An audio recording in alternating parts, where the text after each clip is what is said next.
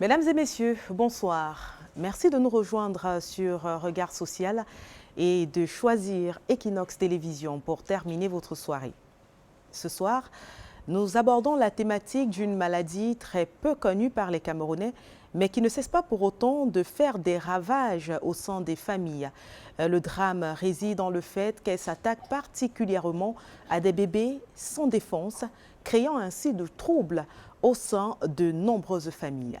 Bienvenue sur Regard Social.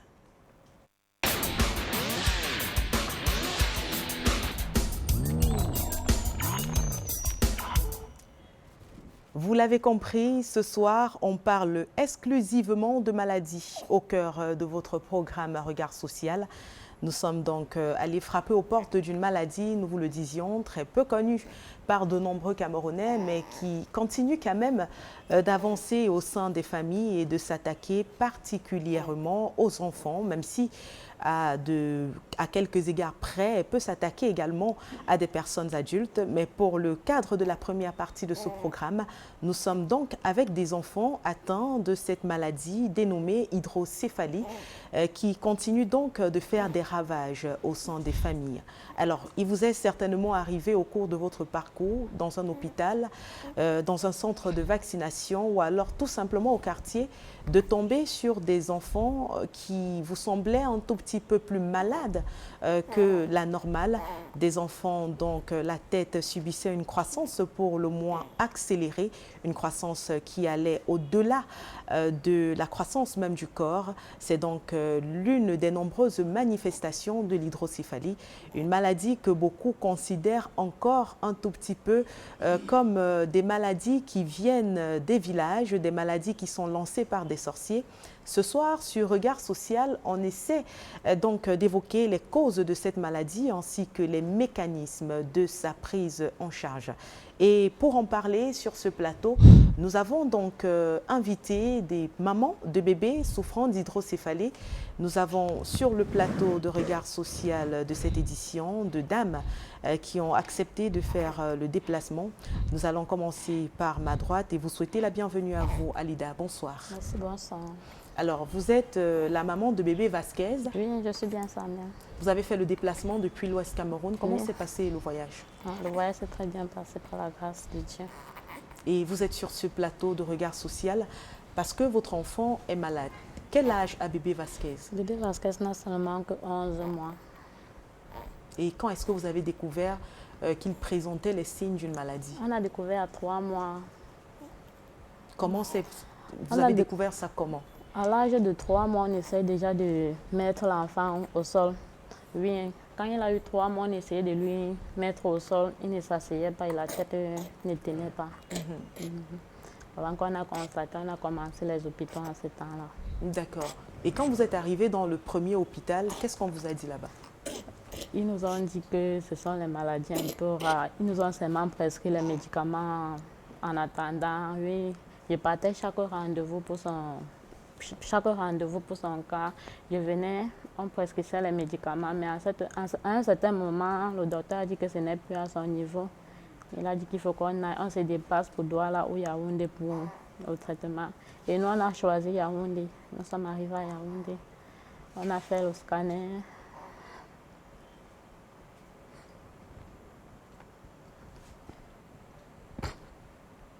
Alors, c'est particulièrement difficile, d'autant plus qu'il s'agit de votre premier enfant. Il est difficile pour une maman de voir son enfant malade et surtout de revenir sur le parcours de la maladie de ce dernier. On parle donc de Alida qui est à son premier geste, c'est son premier bébé. Tout ce qui explique son émotion sur ce plateau ce soir, je tiens à préciser qu'on serait même au 10e bébé, que l'émotion serait la même de donner naissance à un enfant malade. Mais elle est rentrée dans la maternité et de plein pied dans la maladie.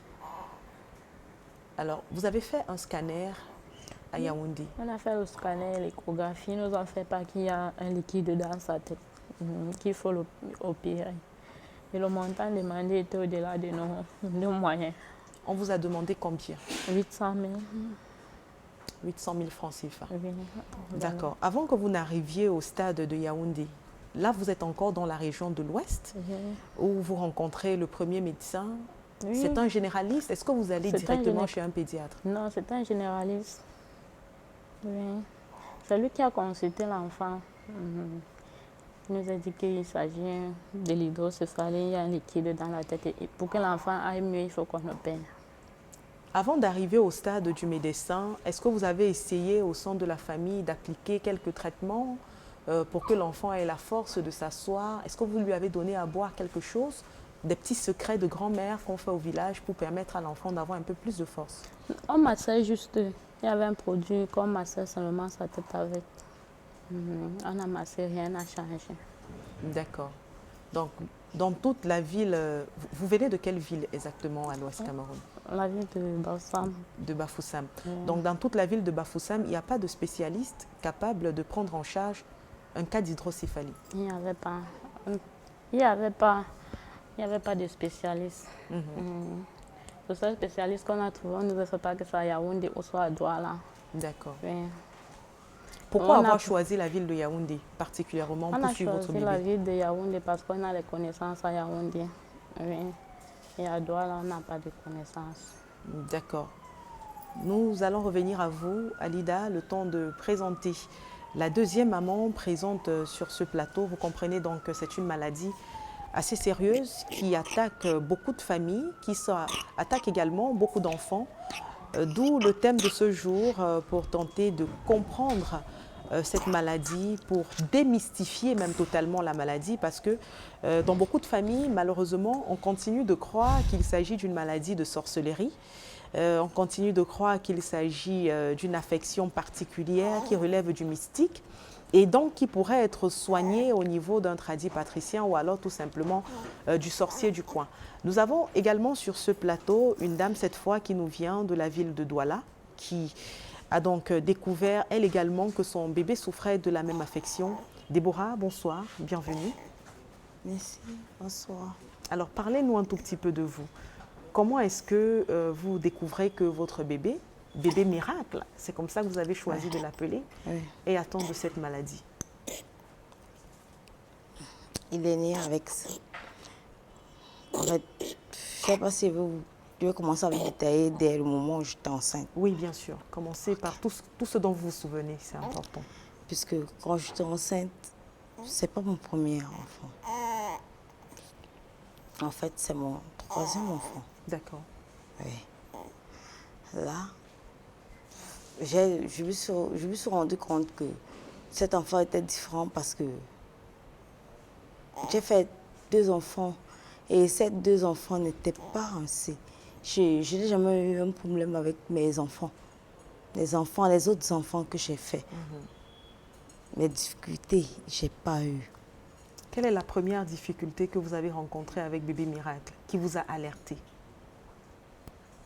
C'est que je n'arrivais même pas à bien marcher. Même me relever du lit était difficile. Pendant la grossesse ou après l'accouchement? Pendant la grossesse, c'était pas facile pour moi de me relever du lit.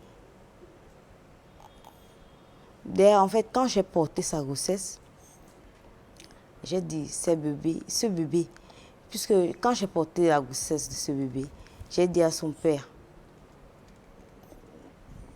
je ne m'entendais pas, j'avais fait peut-être, je suis désolée, j'ai fait peut-être 5 mois sans concevoir. 5 mois ou 5 mois, 5 ans sans concevoir. D'accord. Oui, 5 ans sans concevoir. J'ai dit à son père que moi, je n'avais même pas envie d'un enfant maintenant. Parce que ça n'entrait pas, ça ne venait pas. Vous avez essayé, oui, mais vous ne tombiez pas enceinte? Oui. D'accord. Je lui ai dit ceci, que pour le moment, je ne suis même pas encore prêt.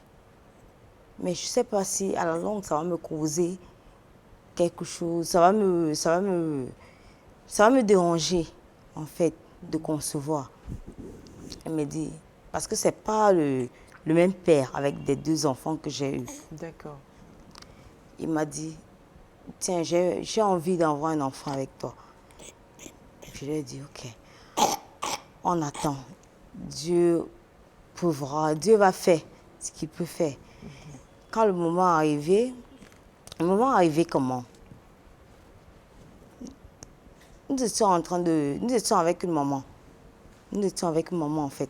Elle nous a dit, quand on disait à la maman que non, on a expliqué à cette maman que comme tu vois, c'est comme ça, c'est comme ça. Vos problèmes de conception? Oui. Oui. Cette maman nous a dit, c'est les vers de femme. Les vers de femme. On a dit, ah, on ne sait pas. Il a dit, ok. Elle nous a dit en fait qu'on doit prendre peut-être quelques trucs. Elle m'a donné une zèbre, le nom d'une zèbre. On appelle ça roi des zèbres.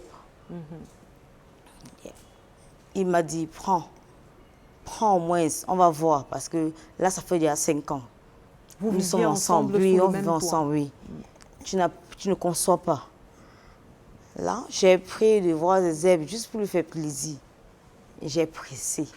On a pressé ça le lendemain, hein, quand la femme là, elle nous a donné, c'est elle-même qui écrit, elle nous a donné. J'ai pressé. Et j'ai bu juste ça. Et puis, le mois qui suivait, j'ai vu que je suis enceinte. J'ai D'accord. connu que je suis enceinte. Comment se passe votre grossesse? Est-ce que vous êtes accompagnée? Est-ce que vous êtes suivie à l'hôpital comme il le faut? Non, non, Pourquoi? non, parce qu'il n'y avait pas de moyens pour ça. Je n'avais pas. Quand ce moment est arrivé, puisque... Désolée. On comprend bien là que bébé miracle ne se sent pas bien. En plus de son hydrocéphalie, il a un problème de rhume, vous nous avez dit, de grippe, qui le secoue ces derniers jours et qui vous empêche, vous autant que lui, de dormir. D'accord. Oui. Alors, il faut peut-être redresser sa tête, qu'il ne s'étouffe pas. Voilà, c'est bien comme ça. Parfait. Alors, vous nous expliquiez que quand vous êtes tombée enceinte, il n'y avait pas de moyen pour que vous puissiez faire les visites normalement. Oui. Est-ce que votre situation était meilleure avant que vous ne tombiez enceinte? Et elle a changé du jour au lendemain après la grossesse? En fait, je n'étais même pas. Je n'étais pas au pays. D'accord. Puisque j'avais voyagé un peu pour le Nigeria. J'étais toujours, nous étions en contact, le père de mon enfant et moi, nous étions en contact. J'avais voyagé pour le Nigeria. D'accord. Là où mes gens se trouvent en fait. Mes gens, quand il dit mes gens, mes parents ne vivent plus. Les membres de votre famille, vos proches, on comprend, oui. Oui, je suis allée au Nigeria. Mais ça n'a pas donné comme je pensais. Je suis restée là-bas un peu et puis il m'a fait signe. Je suis rentrée. Et quand je suis rentrée par ici,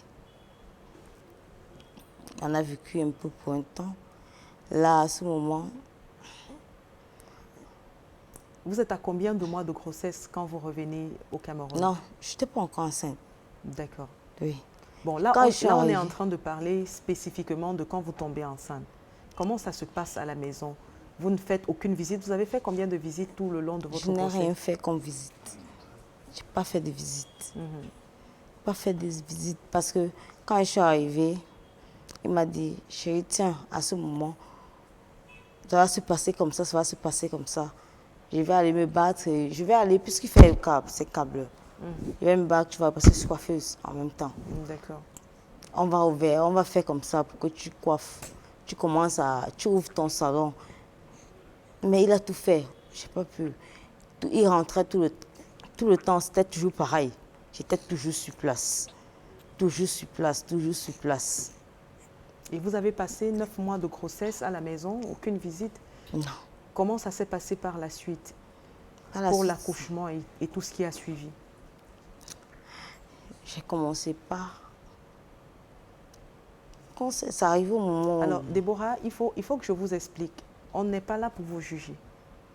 Vous êtes en train de raconter une histoire pour qu'on comprenne ce qui s'est passé avec votre grossesse pour arriver au stade de bébé miracle malade. Personne sur ce plateau ne vous juge, personne.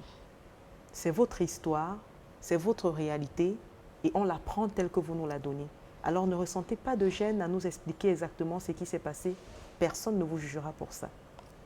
Donc vous nous avez expliqué qu'après la grossesse, comment vous vous retrouvez au moment de l'accouchement? En fait, je vais commencer par arriver quand je quitte au Nigeria. Je suis arrivée au Nigeria, je vis à 14. Directement, il m'a pris pour 14. Oui. Je vivais à 14. Après 14, j'arrive là-bas et après, je n'ai même pas fait 2 mois.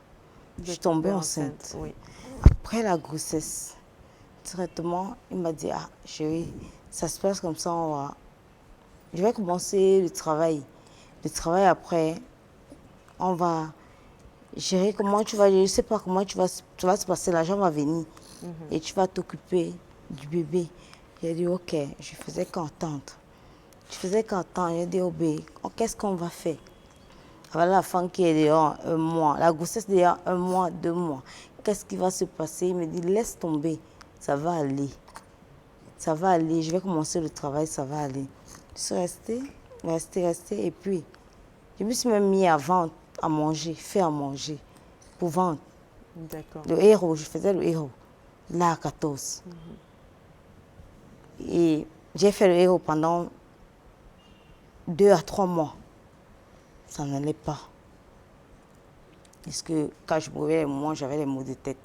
J'ai arrêté. Quand j'ai arrêté, je lui ai dit non, je ne pouvais plus. Nous sommes restés à la maison. Restés comme ça, ils sortaient, ils rentraient. Il y a les jours. Il n'y avait même pas à manger. Parce que lui, quand il sortait, il me disait que non, mais je n'ai pas le travail, ça ne donne pas. Il n'y avait pas à manger. Il rentrait, il dit ok, on va faire comme. Il faut moins que je fasse les visites pour savoir comment ça se passe avec le bébé. Il me dit ça va aller. 1, 2, 3 mois, 4 mois, 5 mois. Non. Je suis restée jusque-là. Ça n'a pas donné. Jusqu'au jour où il fallait que j'accouche. Et qu'est-ce qui s'est passé pendant l'accouchement?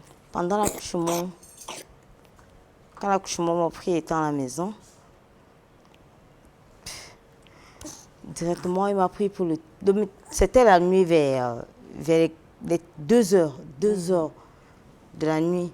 Et puis, il m'a dit, on t'amène à l'hôpital. J'ai dit non, puisqu'on n'avait même pas Vincent, on n'avait même pas 5 francs.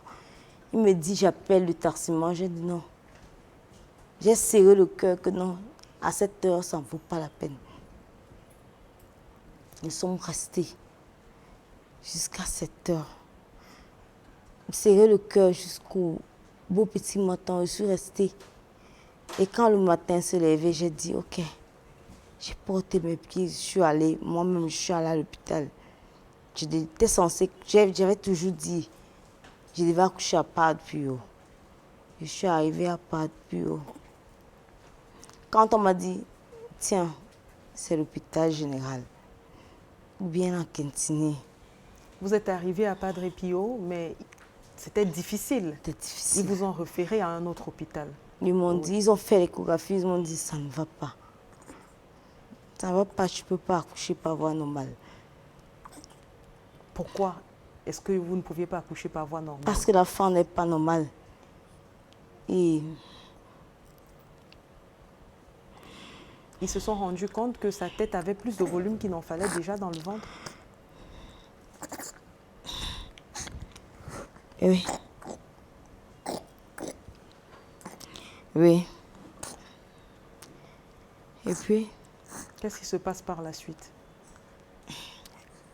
bon, ils m'ont fait, puis ils m'ont demandé d'aller à la cantine. Je les ai dit, je n'ai même pas parlé en fait.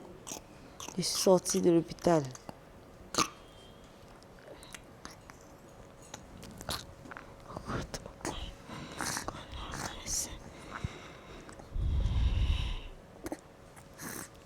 Vous êtes sorti de l'hôpital.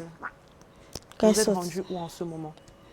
À ce moment, je suis allée à l'église. L'église. Directement, j'étais avec ma soeur. Notre soeur nous sommes nés ensemble. Elle est là présentement. Nous sommes allés directement à l'église. Après l'église, Et pendant ce temps, vous êtes toujours en travail. Vous avez toujours les douleurs du travail. Oui.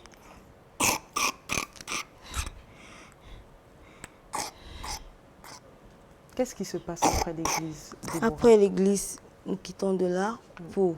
Nous avons un ami qui a une clinique. C'est pas lui qui a la clinique en fait. Il travaille dans une clinique. Oui. Là, directement, je l'appelle. C'est même pas moi qui a son numéro. Comme Dieu sait faire ses merveilles. Directement, j'ai une soeur. C'est la même soeur qui a son numéro. Je lui ai dit, tu as le numéro de tel. Parce qu'on me dit, il faut aller... On m'a dit à l'hôpital, à cet hôpital de Padre Pio, qu'il faut aller à l'hôpital général ou bien à la Quintini. Il faut automatiquement déposer de l'argent pour accoucher, pour te faire opérer. Mais je n'avais pas. Vous lui avez demandé si elle a le numéro de ce frère? Quand je suis arrivée à l'église, elle m'a donné. Et directement, nous sommes allés à pied là-bas. De là, quand nous sommes arrivés, quand je l'ai appelé, je l'ai juste appelé, il m'a dit, il m'a demandé là où je suis. Je lui ai dit, il m'a dit, mets-toi en route. Quand je me suis mis en route, à pied, il fallait prendre le taxi. J'ai dit non, on ne prend pas le taxi, on va à pied. La distance était loin, mais j'ai dit on va à pied. Parce qu'on cherchait le taxi, on ne trouvait pas. On va à pied. Nous sommes arrivés à... Dès que nous sommes arrivés là-bas,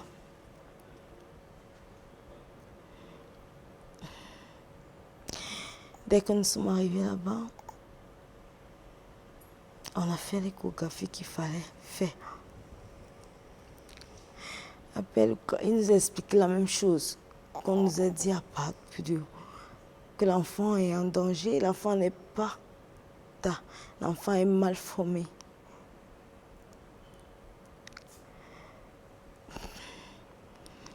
Où est-ce que vous donnez finalement naissance à bébé miracle? À cette clinique, la clinique qui a pas... La clinique de votre ami, sans la citer. Oui. Comment ça se passe pour la venue de bébé miracle? Est-ce qu'on vous fait une césarienne? Est-ce que vous l'accouchez par voie basse? Non, non. C'est pas une césarienne. Pas une césarienne. Et la césarienne n'était pas facile. Parce que, en fait, quand on m'a parlé à part du, j'étais sûre que soit bébé miracle, moi, on ne devait même pas s'en sortir. Une personne entre nous ne devait pas s'en sortir. Mais par la grâce de Dieu. Vous êtes sortis vivants de là tous les deux? Oui. Quand vous tenez votre bébé dans vos bras, qu'est-ce que vous ressentez la première fois? Vous pensez à quoi quand vous regardez votre fils? Moi, j'étais tellement heureuse. Puisque même quand j'étais enceinte de ce bébé, c'était pas facile. Il n'était pas comme d'autres enfants que j'ai portés. Je sais pas. Pour moi, j'étais sûre que je ne devais pas accoucher un enfant. J'ai fait 2 bébés. Il est mon 3e enfant. Mais c'était comme si j'avais porté un fardeau de 2 enfants. Je n'avais pas fait les visites, mais je me sentais comme si j'avais 2 ou 3 enfants. Mais mes voisins le savent. Comme je parle, je dis ça, je disais toujours que je vais faire des jumeaux. Naissance Parce que justement, vous ressentiez des symptômes de la maladie comme décuplés, oui. Comme dans le cas des jumeaux. D'accord. Je ne me sentais pas même marcher. Ce n'était pas facile pour moi de marcher. Je dormais, c'était toujours comme si on avait pris un caillou et posé sur moi. Par contre, avec d'autres enfants, ce n'était pas pareil. C'était pas pareil. D'accord. On va vous donner le temps de vous remettre de vos émotions, Déborah. Le temps pour nous de revenir à Alida. Alida qui a certainement eu un parcours différent de Déborah, mais dont le bébé souffre de la même affection d'hydrocéphalie. Est-ce qu'au cours de votre visite, Déborah, au cours de votre grossesse, vous avez suivi les visites médicales comme il le fallait? Suivi toutes les visites médicales. Il faut parler un peu plus fort, Déborah. J'ai suivi toutes les visites médicales. Est-ce qu'on a détecté cette maladie pendant la grossesse? On n'a rien détecté. Quand l'enfant est né, tout semblait normal pour vous? Oui, même quand l'enfant était né, on n'a rien détecté. D'accord. Vous nous l'avez dit lors de votre première prise de parole, à partir de 3 mois, Oui, on a quand il faut détecté. initier l'enfant à la position assise, Oui. que vous vous rendez effectivement compte qu'il y a quelque chose qui ne va pas. Qui ne va pas. Et il faut quitter de Bafoussam parce que là-bas, il n'y a pas de médecin capable de faire la prise en charge comme il se doit. Oui. Vous vous retrouvez à Yaoundé. À Yaoundé. Donc à Yaoundé, on vous dit qu'il faut débourser 800 000 francs pour que votre enfant puisse puisse guérir. Oui. Oui. Quand on vous annonce la nouvelle, qu'est-ce qui se passe au sein de la famille? On était nous choqués parce que même étant à la maison, pour manger n'est pas facile. Le peu qu'on avait, on a tout dépensé sur Vasquez. Oui. On a tout dépensé. Et qu'est-ce que vous faites en ce moment? Et On vous a donné ce verdict à Yaoundé. Bébé Vasquez avait combien de mois? il avait 6 mois. D'accord. Oui. Et qu'est-ce qui se passe par la suite? Quand ils nous ont donné le verdict, nous sommes rentrés. Parce qu'on avait même fait les examens. Il y avait un autre examen qu'on n'avait pas fait parce que l'argent était fini. Nous sommes rentrés. On a pu cotiser l'argent pour son deuxième examen. Oui, je suis remontée avec lui quand il avait 10 mois pour faire son dernier examen. Là. Oui, quand nous sommes revenus, on a fini son dernier examen, on a fait. Le docteur nous a dit d'apprêter l'argent pour son opération. Le docteur a demandé à ce qu'on rentre chercher de l'argent pour revenir opérer. Et comme nous, on n'avait plus assez de moyens pour rassembler ce somme, on s'est dirigé vers Equinox Regard Social. Vous êtes venu sur Regard Social parce que vous espérez que la solidarité des contributeurs puisse vous permettre finalement d'amener votre enfant à l'hôpital et de le soumettre à la prise en charge qu'il faut. Oui. Oui. Alors, est-ce que vous pouvez dire exactement aux téléspectateurs de Regard Social ce que vous attendez d'eux pour votre enfant? Ce que j'attends aux téléspectateurs des Regards Sociaux, c'est que les âmes de bonne volonté puissent faire de leur mieux pour que bébé Vasquez, que voici, puisse retrouver sa santé. Je vous en prie. Je vous en prie. Bébé Vasquez, en ce moment, il ne peut rien. Même s'asseoir, il ne s'assoit pas. Quand il s'assoit, la tête tombe seulement. Parce que la tête a le poids, ça ne tient pas. Tout ce qu'il demande, c'est de l'aide. On aide de bébé Vasquez. Et nous imaginons que c'est le même message que Déborah souhaite passer ce soir aux téléspectateurs de Regard Social. Déborah, vous allez fixer votre caméra et demander de l'aide à ces soldats de la solidarité qui vous regardent au travers de leur écran.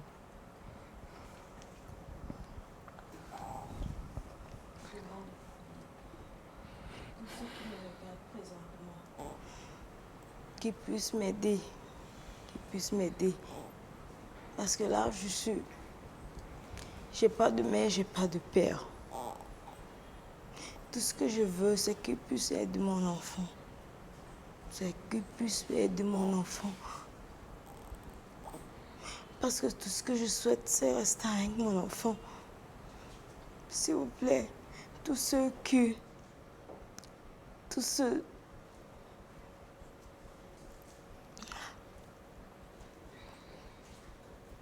je vous en prie. Est-ce que vous avez déjà rencontré un médecin avec votre bébé Déborah? Non. Depuis qu'il est né, vous le portez juste, vous lui donnez à manger, mais vous n'avez jamais eu la possibilité de rencontrer un médecin parce que vous n'avez pas les moyens financiers pour ça. Oui.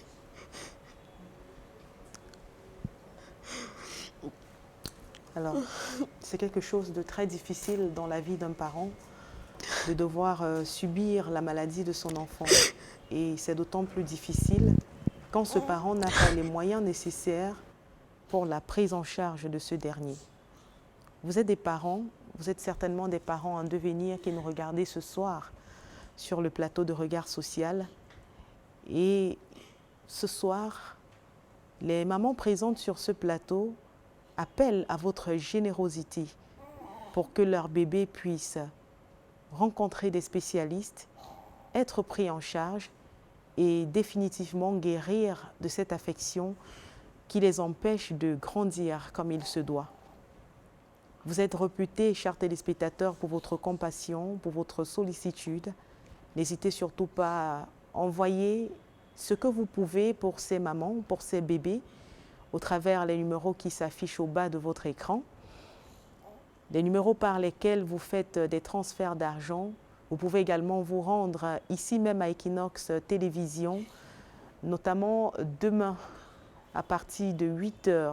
Nous sommes situés à Akwa, en plein cœur d'Akwa, au lieu-dit Mobile Bonakwamouan. Et là, vous allez rencontrer Irène Tembe, chez qui vous pourrez remettre votre argent en espèces en vue de venir en aide à ces bébés pour qu'ils puissent eux également jouer comme les enfants de leur âge, grandir, apprendre, découvrir sans pour autant être freinés par leur maladie.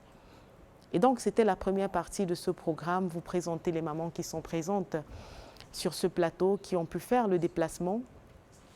Et puis vous dire également, chers téléspectateurs, qu'il s'agit d'une maladie qui fait des ravages, parce que si nous avons à regard social des parents qui viennent déposer des documents, des dossiers pour leurs enfants, s'il faut évaluer 10 parents qui viennent chaque mois déposer des demandes de passage sur regard social, au moins 3 ont des enfants qui souffrent de cette maladie. Un état de choses qui atteste de ce que la maladie continue quand même à faire son chemin au sein des familles. Une maladie qui est encore mal connue, mais qui continue de frapper.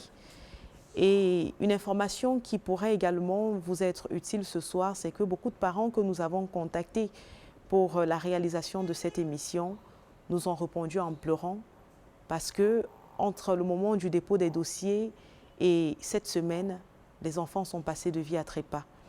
C'est donc le sort qu'on veut éviter aux enfants qui sont présents sur ce plateau.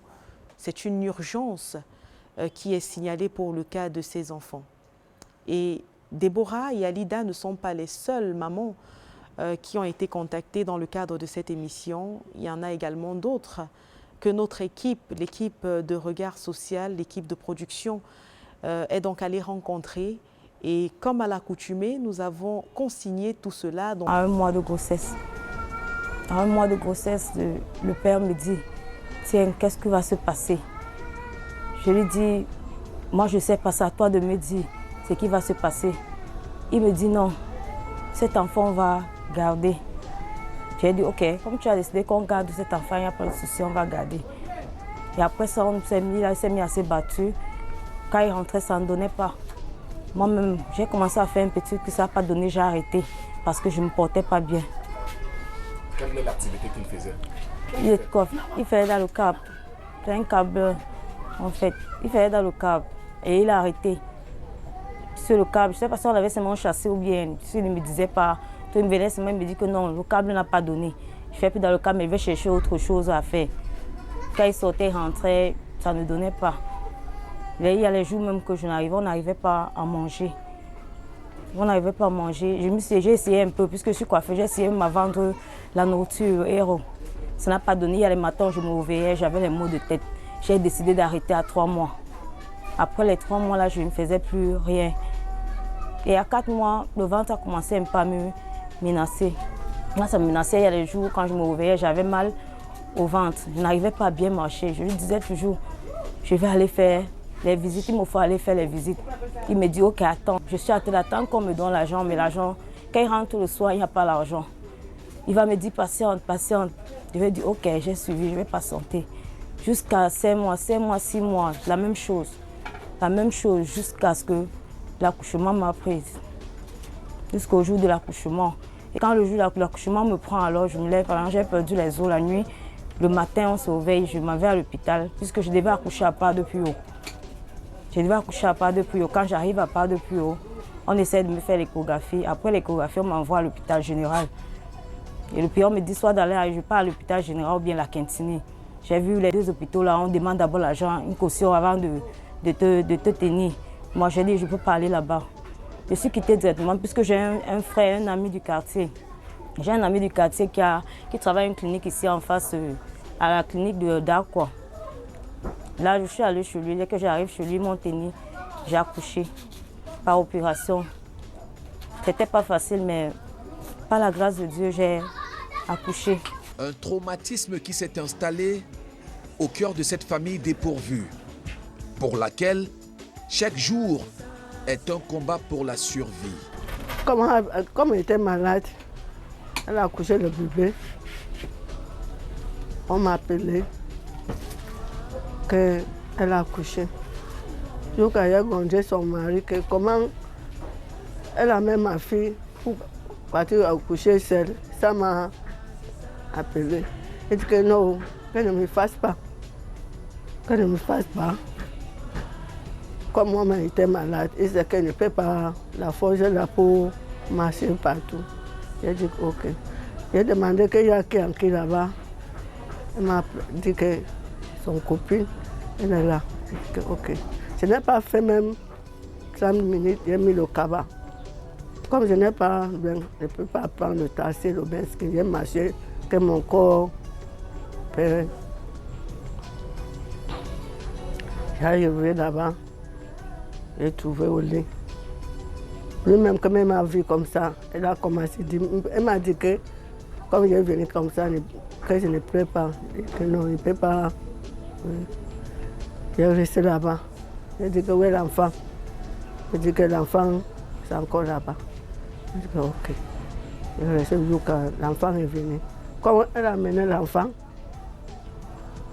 Comment? Maman, j'ai vu l'enfant.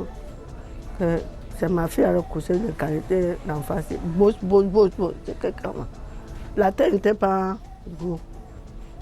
Avant, j'ai fait combien de jours sans partir, comme il ne sentait pas bien là. Envoyer le... L'enfant, quand tous les jours, l'enfant ronfle. Il ronfle. Tout ce qu'il a fait, c'est ronfler. Quand il peut manger, il mange un peu. Il mange, il rejette. Quand il mange, il rejette. Quand ça rentre même dans son ventre, après, il rejette. Et quand il veut se coucher, le sommeil n'entre pas, il ronfle. On se dit même parfois qu'il ne dort même pas. Parce qu'il ronfle toute la journée, toute la nuit. Les lamentations de la petite Tout est des break. On bis utilisons à aider pour des sous. Pekin we don't come so namna Pekin we don't come hambo na la sick. Il hambo qui for skin. Même c'est pas miracle que la femme va guérir. Et moi je ne savais même pas que. Peut-être certains gens pensaient que bon, ou peut-être elle montait, soit peut-être elle descendait, soit personne bon, soit la personne bon.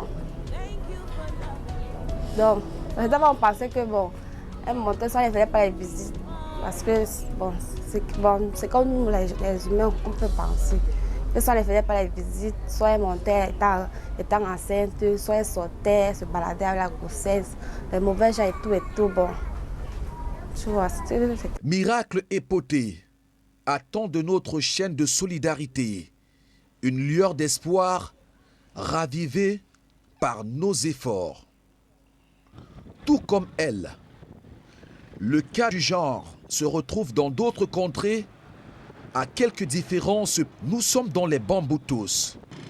Nous sommes allés à Yaoundé, arrivés à Yaoundé, on a tout fait. À la radio, le scanner, l'écho. On nous a fait part qu'il y a le liquide dans sa tête. Et pour que ce liquide puisse finir, il faut l'opération. Nous sommes rentrés ici à Bouddha. Après quelques temps, parce qu'il y avait un examen qu'on n'avait pas fini à cause du manque d'argent. Nous sommes rentrés, on a fait des bols jusqu'à on a eu cet argent-là. Nous sommes repartis sur Yaoundé. On a fini l'examen. Le docteur nous a dit qu'il faut de l'argent pour opérer sa tête. Et le montant demandé était au-delà de nos moyens. On était aussi fatigués.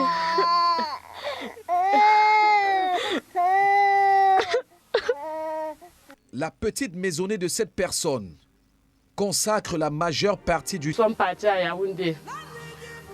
L'hôpital général de Yaoundé a fait tous les examens qu'il fallait. On a fait les scanners, la radio. Ils ont dit que ce n'est pas l'opération que l'enfant va trouver sa guérison.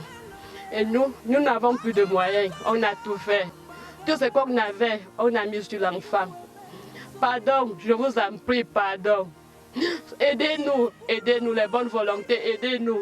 Aidez-nous, papa, pardon, nous n'avons plus rien à faire.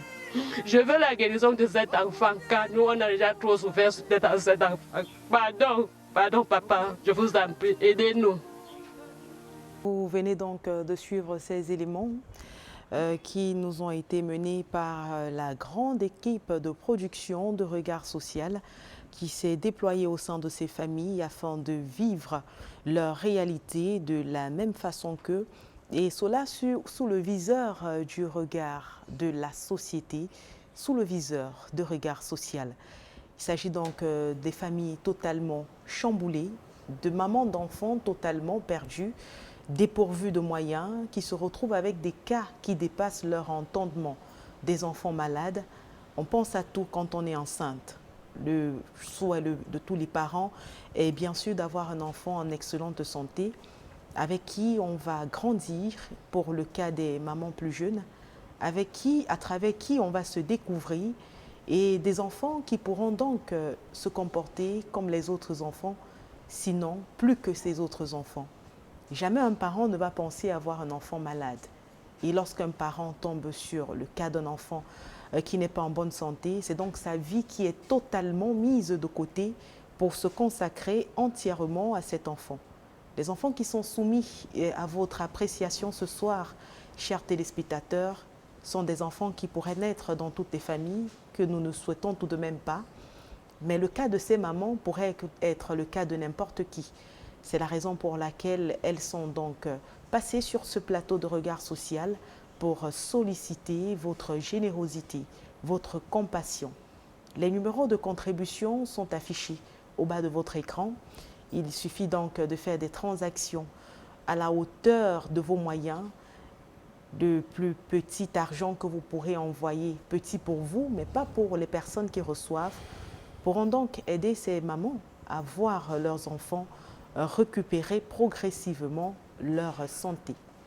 Déjà vous dire que c'est un cas qui peut être pris en charge, qui peut être guéri, à condition que la prise en charge soit efficiente et surtout rapide.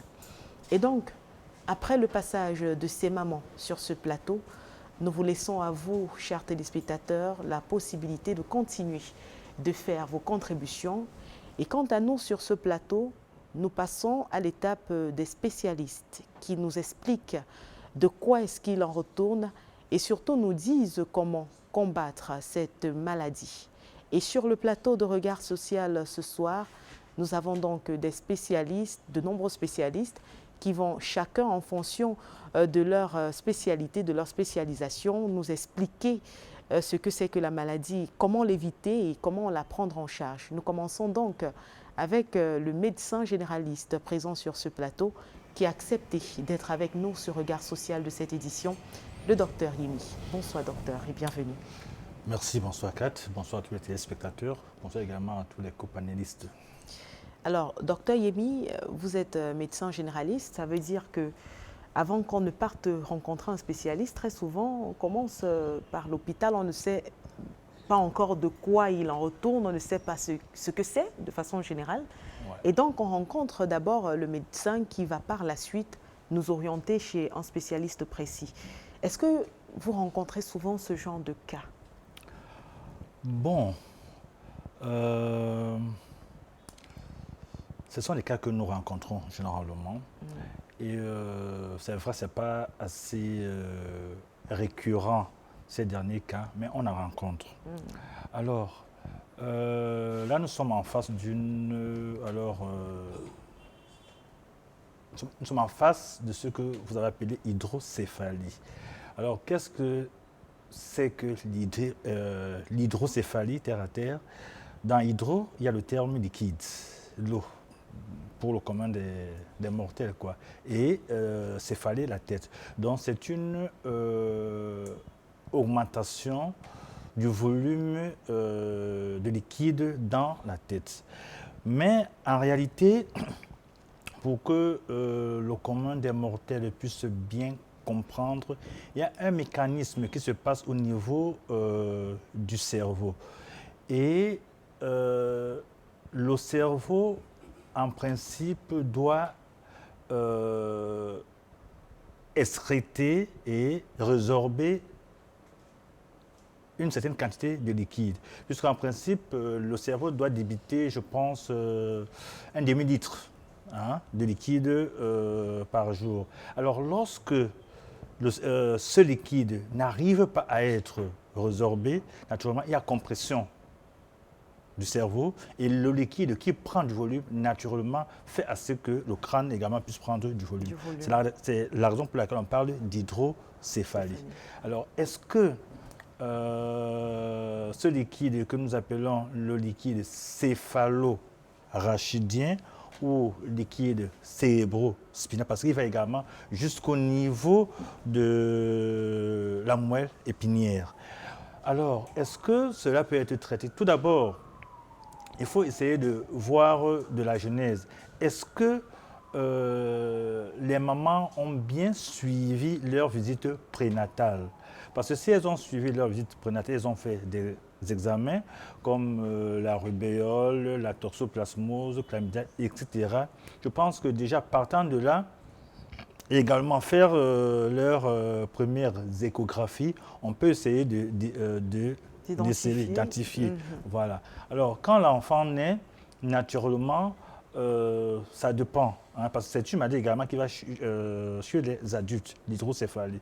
Alors, quand l'enfant naît à ce moment-là, le traitement, c'est vrai, je ne suis pas neurochirurgien, mais le traitement le plus évident, c'est une opération chirurgicale. Il y a ce que nous appelons en médecine le shunt, c'est-à-dire c'est une déviation pour excréter le liquide qui est en plus au niveau de la cavité cérébrale. On va revenir sur la prise en charge, le traitement en lui-même, docteur Yemi. Oui. Mais avec vous, on aimerait essayer de comprendre.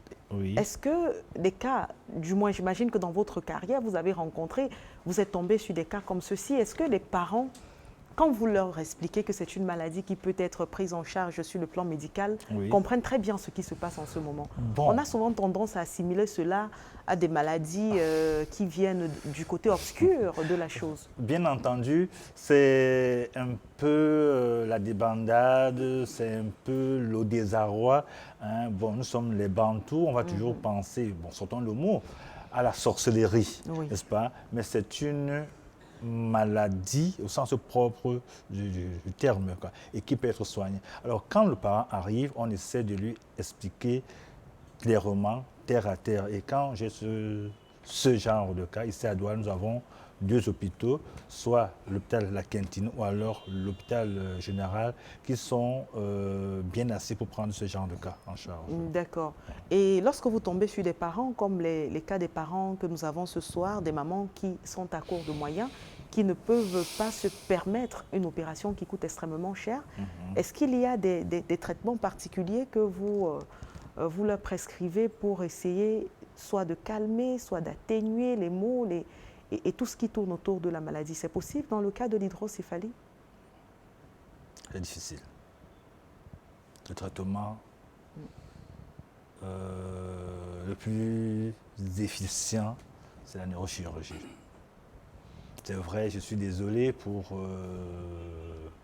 ses parents, puisque comme je vous l'ai dit tantôt, quand je reçois ce genre de cas, puisque dans ma structure, il n'y a pas une prise en charge adéquate, je suis obligé de refaire soit à l'hôpital de la Quintini ou alors à l'hôpital général ici à Douala.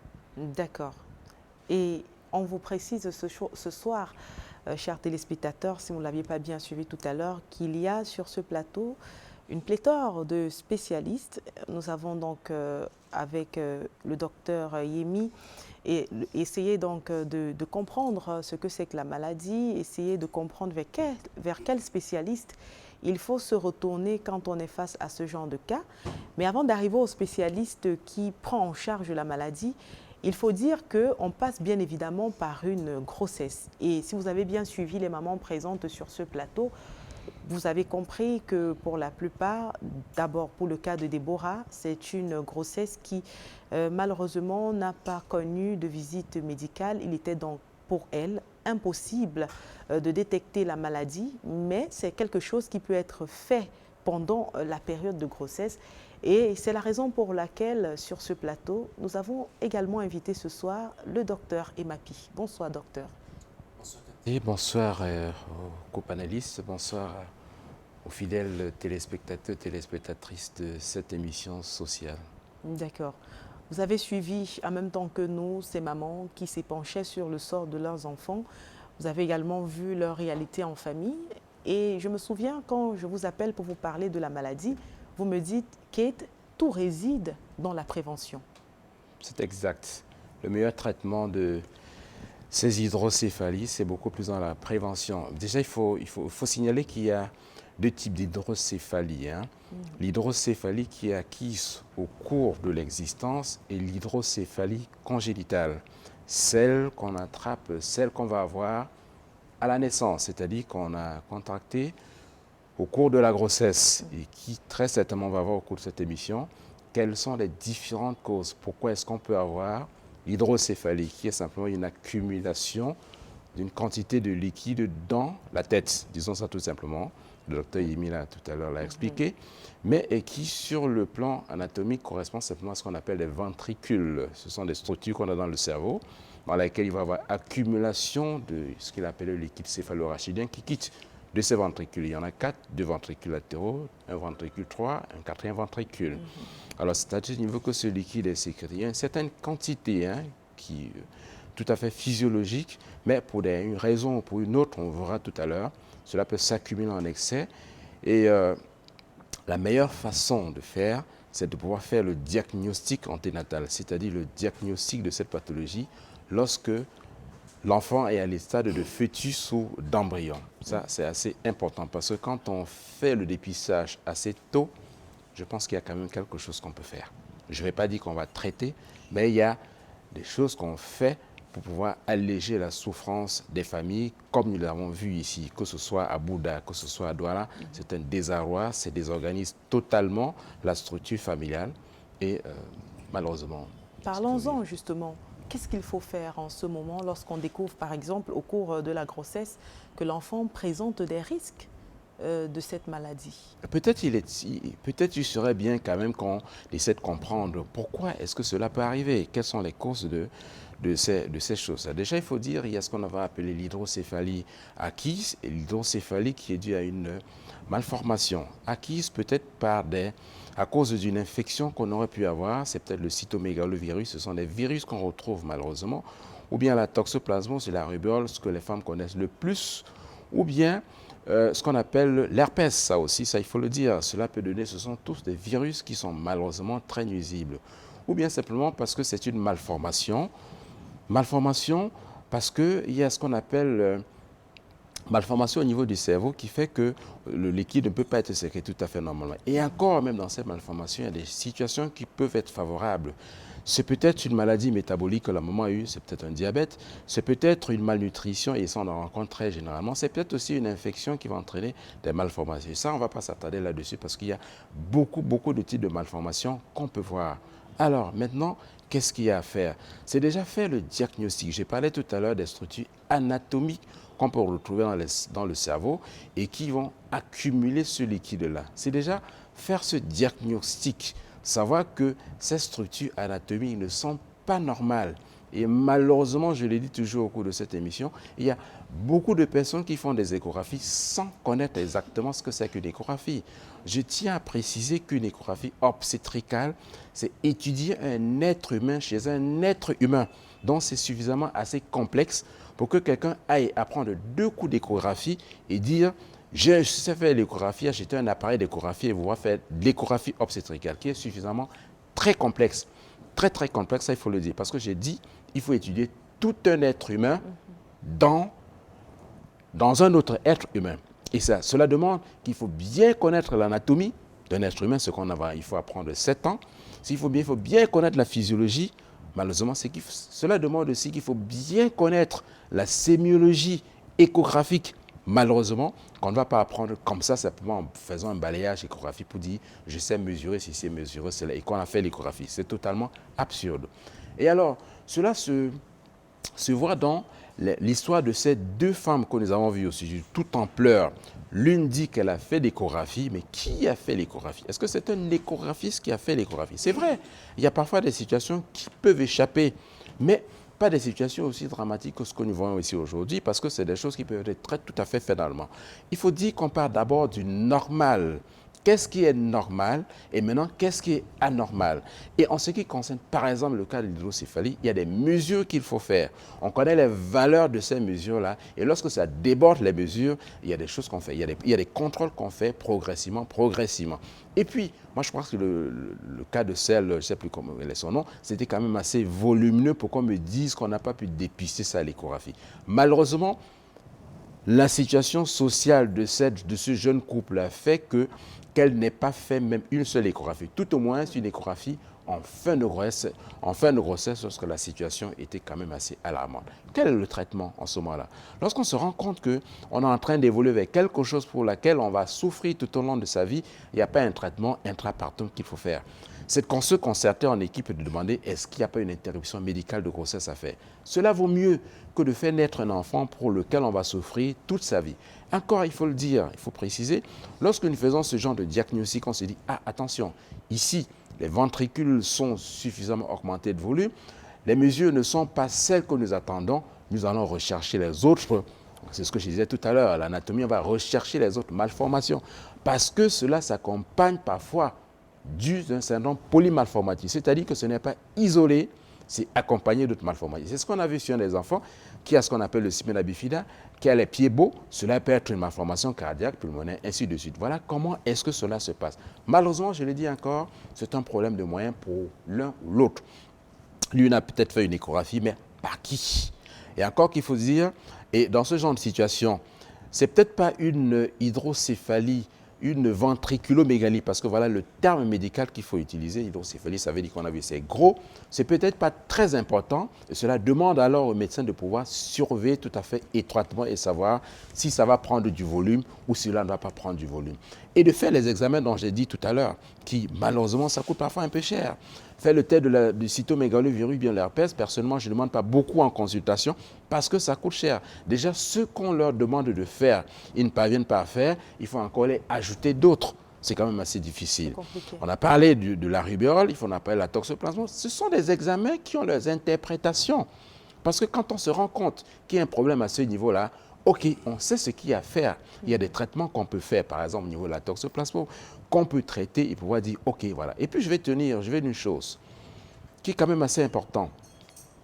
Il faut dire que la plupart des malformations, cela s'acquiert au début de la grossesse. Lorsqu'on a acquis une malformation au début de grossesse, cela peut s'avérer très grave. C'est difficile de l'avoir, mais lorsque le bébé est atteint, c'est beaucoup plus grave. Et j'en appelle là un peu aux femmes qui sont enceintes de ne pas prendre toujours n'importe quel médicament en début de grossesse. Il ne faut prendre des médicaments que si cela est nécessaire. Même les médicaments de la tradithérapie, parce qu'on ne connaît pas très bien qu'est-ce qui va aller nuire dans la fabrication de tel ou tel autre organe.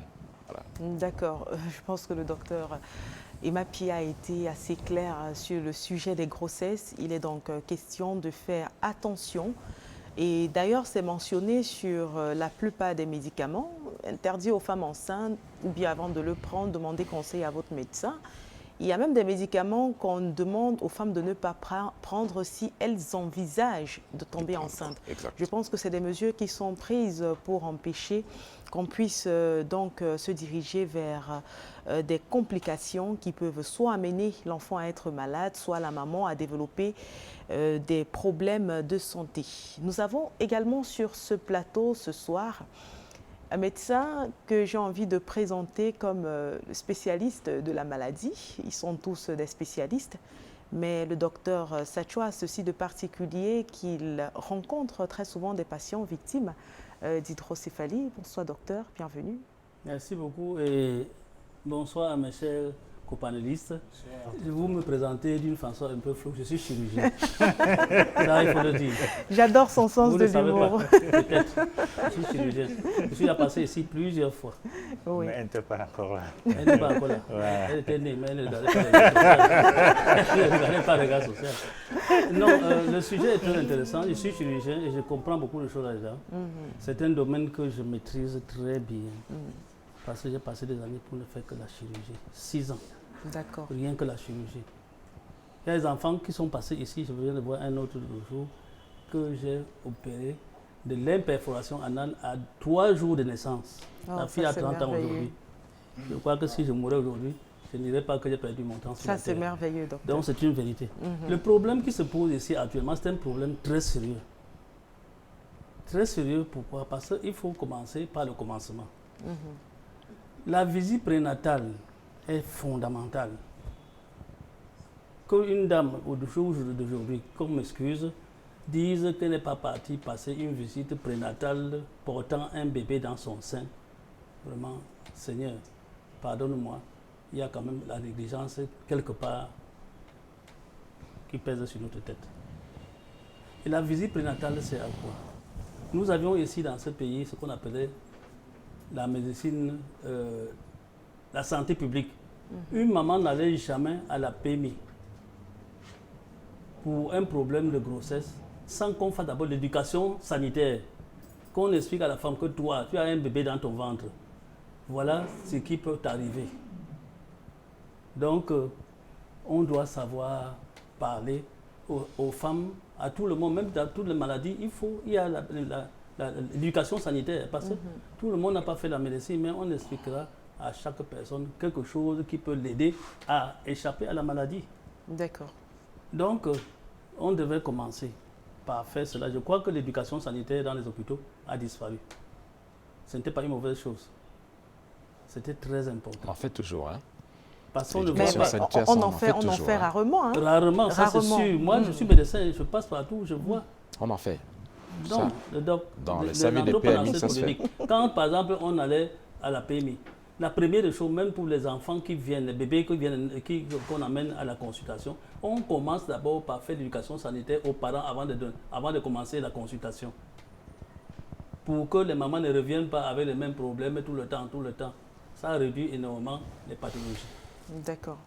Donc, c'est un élément important qu'il faut d'abord prendre en compte avant de chercher à savoir pourquoi on a telle maladie, comment est-ce que telle maladie arrive.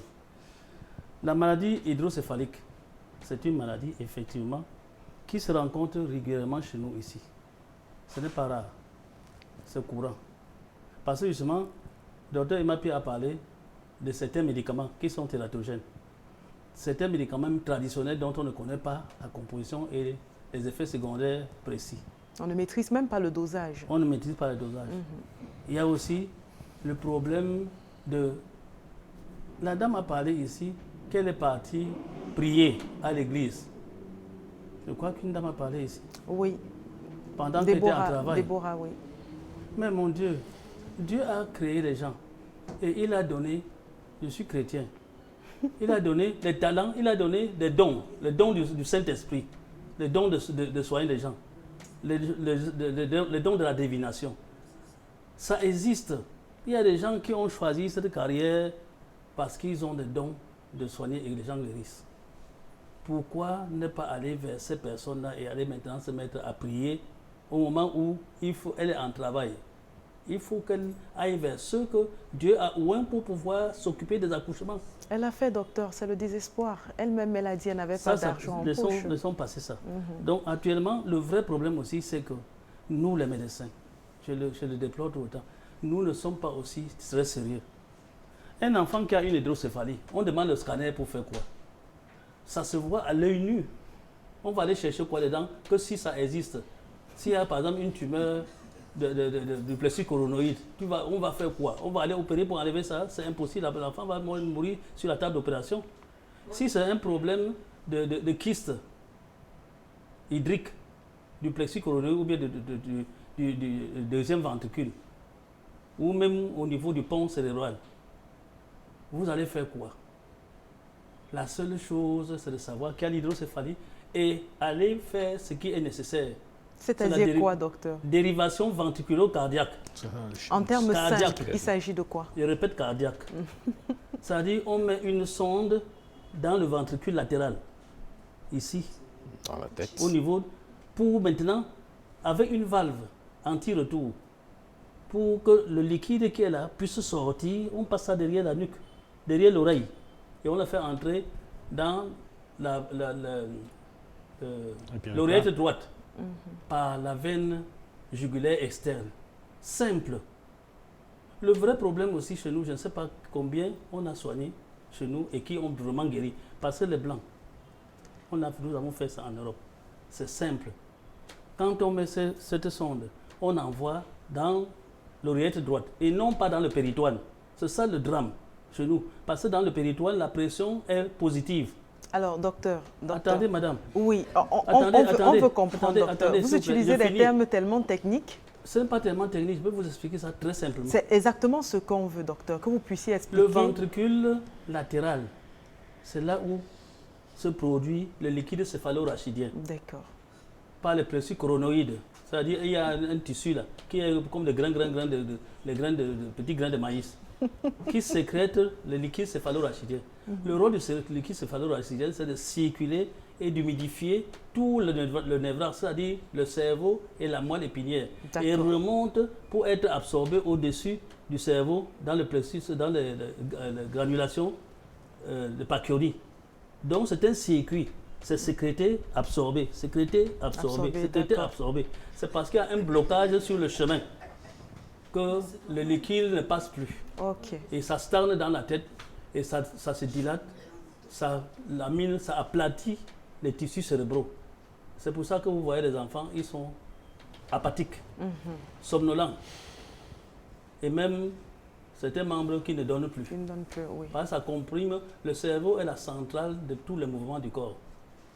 Donc en réalité, je disais comme quoi, ce n'est pas nécessaire parce que les gens se plaignent ici qu'ils ont dépensé l'argent et après ils n'avaient plus d'argent. L'argent qu'on aurait dû mettre pour pouvoir essayer peut-être de faire dérivation, on a mis ça sur le carnet. Les Camerounais aujourd'hui aiment acheter les appareils qui leur rapportent l'argent et non pas les appareils vraiment qui servent à faire quelque chose. Moi, je soigne les gens, je demande très peu d'examens. Ce n'est que ce qui compte que je demande. Parce que demander un scanner, c'est 150 000 ou bien 125 000 ou bien combien là? C'est au-dessus de 100 000 francs. La famille est déjà une petite fille comme celle-ci, elle est déjà KO financièrement parlant. L'argent l'aurait servi à faire autre chose. Le scanner sert à chercher ce qu'on ne voit pas. Mais l'hydrocéphalie se voit. On sait que le liquide là, il est là et c'est ça qui fait gonfler la tête de l'enfant. Et alors, la seule solution, c'est mettre la sonde et envoyer dans le cœur. D'accord. Est-ce qu'il peut arriver, docteur, que la sonde qui est mise pour drainer ce liquide-là se déplace ou se casse? Non. Parce que pendant la préparation de l'émission, on est tombé sur un enfant qui a eu 3 opérations de drainage. On va taire le nom de l'hôpital, mais qui revenait parce que le drain, comme a expliqué le médecin, s'est déplacé. Est-ce que c'est possible? Écoutez, quand on met le drain au départ, c'est pour la distance de la tête jusqu'au cœur chez l'enfant. Ça peut être 30 cm chez un bébé comme celui-ci. Au fur et à mesure qu'il grandit, il faut rallonger. Mais que ça se casse, c'est que ce n'était pas la valve correcte. Ça ne se casse pas, c'est flexible, très flexible. Que ça se déplace, c'est possible? Que ça se déplace, ça ne peut pas se déplacer. Parce que quand on met ici dans la tête, on attache, on fixe sur le périoste. C'est-à-dire le tissu qui est juste en dessous de la peau du crâne. Oui. On fixe de façon que ça ne peut pas se déplacer. Maintenant, la partie qui se déplace, ce n'est que ce qui est au niveau de l'oreillette droite. Parce que l'enfant s'allonge, il grandit, mais l'autre est fixé en haut.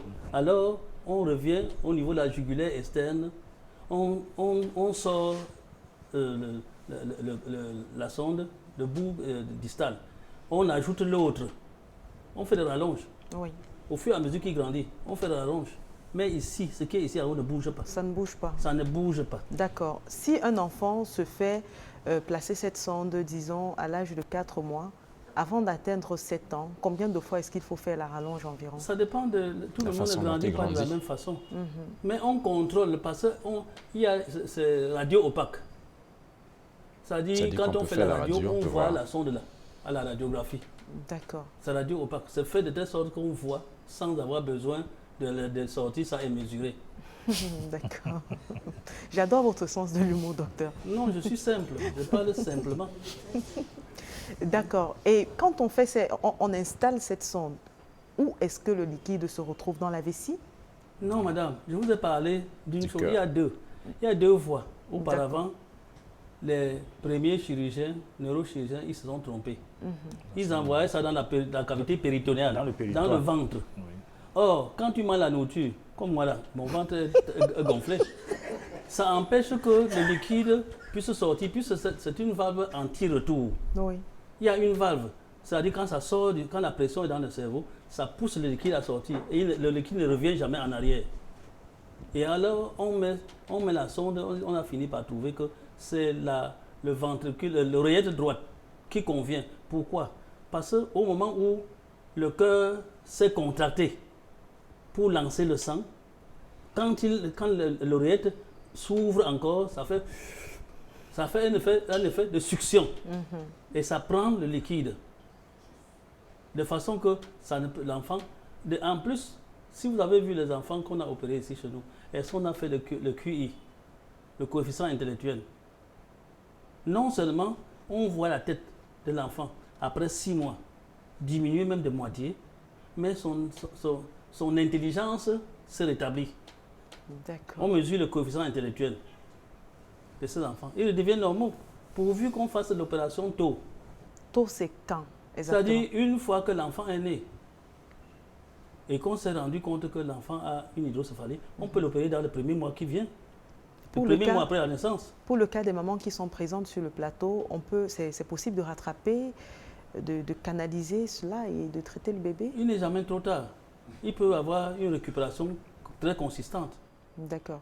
Alors, il y a le docteur Yemi, le docteur Yemi qui n'arrête pas d'acquiescer depuis tout à l'heure. Non, ce n'est que la vérité. En fait, ce n'est que la vérité. Je pense que, docteur... Si vous voulez téléphoner même à Helsinki, ou bien dans quel pays, on va vous donner la même réponse. Bon. Donc, ce n'est pas le mensonge. En fait, sincèrement parlant. Merci, docteur Sachoua. Nous revenons à vous. Il y a aussi, je profite pour parler de l'hydrocéphalie sénile, c'est-à-dire des personnes âgées. Comme le crâne est déjà fixé, soudé, les os du crâne sont déjà soudés, la tête ne remonte pas. Mais l'eau là arrive à plaquer le cerveau contre les os de la tête. Et qu'est-ce qui se passe pour savoir ça? Nous avons des gens ici qui sont fous. On ne sait même pas que c'est l'hydrocéphalie qui les a rendus fous. C'est l'hydrocéphalie qui les a rendus fous. D'accord.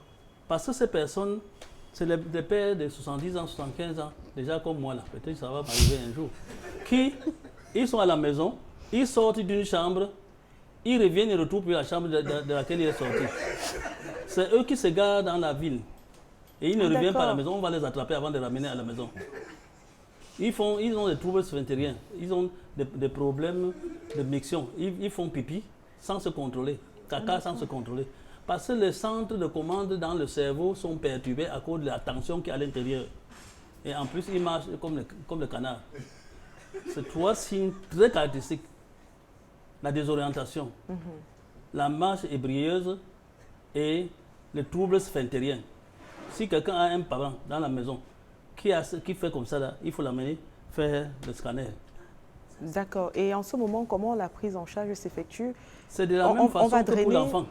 Exactement la même chose. Et il récupère totalement. L'intelligence, le langage, parfois ils avaient même le trou de langage, ils récupèrent totalement. Nous jetons les gens dans la poubelle parfois à tort, par erreur. D'accord. Même le cas des enfants, mon confrère va m'excuser.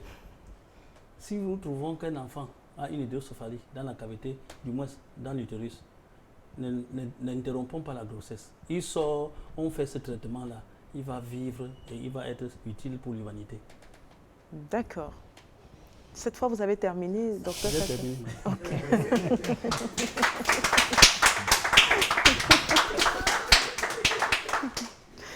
Alors, on revient à vous, docteur Yemi. Oui. Vous avez suivi les prises de parole de vos confrères sur le plateau et vous semblez avoir quelque chose à ajouter sur la question de la prise en charge. Bon, quant à la prise en charge, je pense que le docteur Satua a développé ce que j'ai eu à dire au préalable. Mais tout de même, je voudrais revenir sur un fait, et je pense que le docteur Imapi pourrait être d'accord avec moi. J'ai toujours dit ici, chaque fois que j'ai eu l'occasion, n'est-ce pas, d'être interpellé, que la première des choses, c'est la prévention. Donc, chez les enfants, quand on a fait de mauvaises visites prénatales, quand on n'en fait pas, c'est là où vient tout le problème. Pour revenir à ce qu'a dit le docteur Satua, on fait encore l'éducation, qu'est-ce que vous avez dit? L'éducation sanitaire. Oui, elle se fait. Mais seulement, on a constaté que dans certaines cliniques, ce n'est pas leur problème. Je suis d'accord avec le docteur Imapi que l'éducation se fait encore, surtout pendant les journées de vaccination. Ça se fait partout dans les grands hôpitaux. Vous voyez, il y a des salles. Mais il y a certaines mamans qui, je m'excuse un peu, c'est un peu comme le match vu, elles se disent que c'est une perte de temps. Elles peuvent faire prendre un rendez-vous chez son. Parce qu'elles aiment toujours dire mon gynécologue, mon docteur. Elle va prendre un rendez-vous sans commencer par le B.A.B.A., ce qui est très important. Donc, lorsque vous venez dans des hôpitaux, dans des PMI, puisqu'il y en a encore, ou alors dans des hôpitaux de district, vous trouvez qu'il y a l'éducation sanitaire, pour revenir sur vos termes, surtout lors... Je ne pas peut-être parce que je suis bloqué dans mon bloc opératoire. Lors des journées de vaccination, ça, il y en a. Alors, je voulais également ajouter quelque chose, parce que là, il était question de parler de l'hydrocéphalie chez les enfants. Docteur Satua a bien développé. Mais aussi, je voulais ajouter chez les adultes, qu'il y a beaucoup d'adultes qui tout le temps disent qu'elles ont des maux de tête. Qu'elles ont des maux de tête violents. Il y a la nausée, il y a également le manque d'appétit. À ce qu'il a ajouté, une miction involontaire sans contrôle, ou alors vous déféquez sans... Mais il faut également ajouter les céphalées pulsatiles. Donc, tout le temps mal à la tête, vous prenez n'importe quel antalgique, ça ne marche pas. Vous avez un manque d'appétit, vous avez une nausée. Ça, ce sont des cas typiques, n'est-ce pas, d'hydrocéphalie chez les adultes. Il y en a, et surtout à partir de, je pourrais dire, 70 ans. Comme le docteur Satua a dit, il est déjà dans cette tranche d'âge, je ne souhaite pas que cela lui arrive. Donc, c'est une maladie comme une autre. C'est une maladie comme une autre, quoi. Et maintenant, pour revenir sur le docteur Imapi, c'est un peu discutable, docteur Imapi. Vous savez, chez les Européens, c'est parfois acceptable qu'on puisse faire une interruption. Vous avez dit quelque chose de très important. Qui fait l'échographie? Ça, je l'ai toujours dit. Qui fait l'échographie? Nous avons... Je n'ai rien contre. Nous vivons la précarité, on n'a pas de moyens, chacun est obligé, n'est-ce pas, de se démerder au lieu d'être un braqueur. Mais qui fait l'échographie? Il faut le dire, docteur Satua, il faut le dire. Moi, surtout que les prix sont de plus en plus bas. Oui. La question a tout son sens en ce moment. Voilà, oui. Alors, quelqu'un va vous passer une sonde, il va mesurer les contours de la tête, du bras, mais est-ce qu'il a vraiment... Or, quand on fait une bonne échographie, je pense... Je parle sous le contrôle du docteur Mapi, qui est gynécologue. Au premier trimestre de grossesse, on est capable de voir s'il n'y a pas une fente au niveau de la fontanelle, si elle n'est pas assez ouverte. Déjà, ça nous permet de voir s'il y a une malformation ou pas. Alors maintenant, faut-il arrêter cette grossesse à point d'interrogation? D'autres familles vous diront, Dieu va agir. Dieu va agir. Dieu peut tout faire. Moi, je suis croyant, comme docteur Satua, je crois en Dieu. Mais, docteur Mapi, est-ce que tout le monde va être d'accord avec ça? Pas d'interrogation. En Europe, on peut faire une interruption parce qu'on s'est dit les conséquences, combien ça va coûter l'opération. Si chez nous, bon, tout à l'heure j'ai entendu parler de 800 000. Bon, est-ce que, je me dis que ces 800 000 là, peut-être qu'on a dû vraiment aussi, mais c'est une grosse opération qui demande beaucoup de moyens et beaucoup de risques. En Europe, on peut l'accepter pour ne pas courir des risques. Bon, si c'est chez une jeune dame comme vous, n'est-ce pas, elle peut accepter qu'on puisse faire cette intervention avec l'espoir qu'elle peut refaire une autre grossesse, quoi. Mais si c'est chez une primipare qui est déjà à l'aube de la ménopause, docteur, je pense que ça va créer un problème. Donc je me dis, il faut aussi tenir compte je suis d'accord avec vous, des sociétés et des contextes là où nous vivons. Que direz-vous d'un enfant qui est dans le ventre et on se rend compte qu'il a un problème de communication interventriculaire? C'est une chirurgie cardiaque qui n'est pas facile. Est-ce qu'on va laisser cet enfant mourir parce qu'il y a un problème? La science a beaucoup évolué, ce qu'on ne faisait pas avant. Aujourd'hui, avec la patience, on arrive à le faire. J'ai fait la chirurgie de la main. Une main qui est coupée à ce niveau. Ça prend 72 heures d'opération non-stop. 2 équipes de chirurgiens. 72 heures, ça fait 3 jours d'opération. Le malade est sous anesthésie pendant 3 jours. Et à la fin, on remet et les tendons, et les nerfs, et les vaisseaux sanguins, et les os. Tout ça, après 1 an, la personne vous serre la main comme ça. C'est magnifique ça. Vous comprenez que ça ne valait pas la peine de jeter sa main dans la poubelle. Pas du tout. Ils arrivent à réimplanter même le petit doigt-ci. Dieu a créé sa chose, il faut tout faire pour maintenir son intégrité. Nous n'avons pas le droit de simplifier ce que Dieu a créé. C'est la raison pour laquelle je dis que, avec le docteur Emma Pi, je dis que ça dépend des contextes. Je ne sais pas si vous me comprenez. Est-ce qu'on peut laisser le docteur Emma Pi s'exprimer sur la question? Parce que vous le chargez depuis tout à l'heure. Non, on ne charge pas. Loin de là. Pas le charger. Merci, Katé de me... Nous voulons faire quelque chose de vraiment positif et salutaire pour tout le monde. D'accord. Je n'aimerais pas qu'on jette mon doigt dans la poubelle. Merci, Katé, de me passer la parole. Vous imaginez ces deux qui sont là tout à l'heure, qui sont dans le désarroi. Ils sont peut-être des hommes ne connaissant pas le stress. Lorsque vous dites à une femme, le bébé que vous avez dans le ventre, il a un problème. Pas dans le cœur, mais dans la tête. Voilà la grosse difficulté. Le stress commence dès à cet instant-là. Et j'ai dit quelque chose, j'ai dit, en ce qui concerne exactement le cas des ventriculomégalies, hydrocéphalie, dites ça comme ça, il y a des mesures qu'il faut faire. Et lorsque les mesures dépassent un certain niveau, de certaines limites, je pense que ce n'est pas quelque chose qui se discute dans un cabinet seul. C'est toujours un conseil. C'est toujours un conseil de médecins, de plusieurs médecins qui se décident. Est-ce que ça vaut la peine de continuer cette grossesse? Ce n'est pas le médecin qui prend la décision. C'est en concertation avec d'autres médecins et avec le couple en question.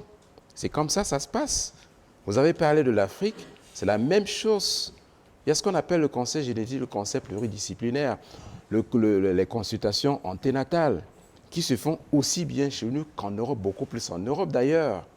D'ailleurs, je vais vous le dire, les cas d'hydrocéphalie, lorsqu'on en retrouve véritablement aussi volumineux comme ceci, ah non, on ne va pas laisser passer sous prétexte qu'on va envoyer un neurochirurgie. Au contraire, les neurochirurgiens nous jettent la balle en disant « vous n'aurez pas dû laisser passer ça ». Il y a certaines choses qu'on aurait dû arrêter très rapidement pour éviter la souffrance à la famille. C'est comme ça se passe. Maintenant, vous me laissez parler s'il vous plaît. Maintenant, il y a des niveaux. Lorsqu'on a fait des mesures et qu'on se rend compte qu'on peut surveiller, non, on surveille effectivement. On dit non, laissez passer parce que cela peut se régresser effectivement. Quand ce n'est pas très volumineux, on dit non, surveillez simplement l'évolution au cours de la grossesse. Si cela n'augmente pas, effectivement, on va laisser l'enfant naître. Mais lorsque c'est suffisamment volumineux, c'est difficile. Moi, je vais vous dire, pour l'une, elle a accouché par césarienne parce que c'était tellement volumineux. Moi, je suis allé faire la césarienne chez une, j'ai pas pu. J'ai pas pu parce que c'était tellement volumineux. On était obligé de mettre le scalpel dans la tête pour ressortir 3 litres de liquide. Oh là là. Qu'est-ce que vous aurez fait? C'est vrai. C'était tellement volumineux. 3 litres de liquide. Qu'est-ce que vous allez faire dans ce cas-là avec un bébé comme ça qui est en train même de détruire sa maman parce que c'était tellement volumineux que sortir la tête, c'était impossible. On a retiré 3 litres de liquide frère, et il en restait encore. Voilà. Donc, les enfants de Docteur Siamois, Sachoua, vous ne j'ai la voyez pas parole. que ce n'est pas le Siamois. Docteur Sachoua. Docteur Les enfants Sachoua, qui s'il sont vous collés plaît. l'un à l'autre. S'il vous plaît, docteur Blancs se donnent Sachoua, la peine de séparer. permettez que le docteur Emapi termine. Vous allez rebondir, promis. De toute façon, je pense que c'est la Ça discipline. se voit que vous n'êtes pas d'accord, mais permettez qu'il termine, docteur. Je pense que c'est la discipline qui a souvent régné ici. Hein. Donc, on dit simplement qu'est-ce qu'il faut proposer aux femmes. Ce n'est pas la peine de discuter sur ce qui a fait, mais qu'est-ce qu'il faut réellement proposer aux femmes. Et je pense que c'est l'objet de cette émission. Ce n'est pas plus s'appesantir sur les souffrances des autres, mais empêcher que cela ne se répète. Voilà pourquoi moi je suis là précisément. C'est-à-dire, qu'est-ce qu'il y a à faire? Effectivement, c'est de suivre ces consultations prénatales tout à fait normalement. Et vous avez dit quelque chose de primordial. Non, c'est inadmissible qu'on dise que parce qu'on n'a pas l'argent, qu'on ne va pas aller en consultation. Non, c'est clair. Dans les hôpitaux, il y a des consultations qui sont à moindre coût et qu'on va vous orienter. Suivre ces consultations tout à fait normalement, même quand on n'a pas assez d'argent. L'OMS recommande environ 4 consultations prénatales au cours d'une grossesse. Maintenant, s'il y a la possibilité de faire certains examens, qu'on les fait, au moins se faire des échographies afin qu'on suive. Parce que, et ça vous avez abordé notre problème, la majorité de ces situations que nous rencontrons ici, c'est généralement chez des femmes qui n'ont pas suivi les consultations prénatales. Je suis d'accord. Et René Maran disait quelque chose, l'instruction est la clé qui ouvre la deuxième porte de notre liberté. Et ça, vous avez parlé tout à l'heure des enseignements qu'on fait pendant les consultations, pendant les séances de vaccination, ou bien avant les séances de consultation prénatale. Aujourd'hui, c'est libéralisé. Il n'y a pas que le personnel de santé qui détient l'information. C'est sur la place publique. Elles le lisent elles-mêmes. Même celles qui vont en cabinet médical, ou elles sont en face à face avec le médecin, elles ont préparé leurs questions qu'elles viennent vous poser. Docteur, j'ai lu ci, j'ai lu ça. C'est ce qu'on va demander aujourd'hui aux gens de le faire. C'est la raison pour laquelle moi j'ai dit l'instruction est la clé ou la deuxième pour la liberté. C'est-à-dire que quoi? Il faut lire. Et pour pouvoir, il faut aller à l'école, comprendre les choses, aller sur Internet, parce que c'est partout maintenant. On n'a plus besoin d'acheter pour pouvoir le faire. Et se poser la question, comprendre la grossesse qu'on est en train de porter, le bébé qu'on est en train de porter, quelles sont les difficultés que je peux avoir au cours de cette grossesse. Vous êtes là en consultation. Le médecin, il a prescrit, il a dit, voilà ce qu'il y a. Vous rentrez chercher, vous lisez, vous dites, et vous venez lui poser des questions. J'ai lu ceci, docteur. Vous avez dit ceci, moi je suis allé m'informer. Voilà une autre façon aussi de faire son éducation, ce qu'on appelait IEC. Information, éducation, communication. Cela peut se faire en groupe, mais cela peut aussi se faire tout à fait posément, tout à fait seul, parce qu'on a lu, et on vient poser la question à son médecin. On est suffisamment avancé qu'il va vous expliquer, parfois vous attirer son attention sur quelque chose qu'il avait peut-être oublié.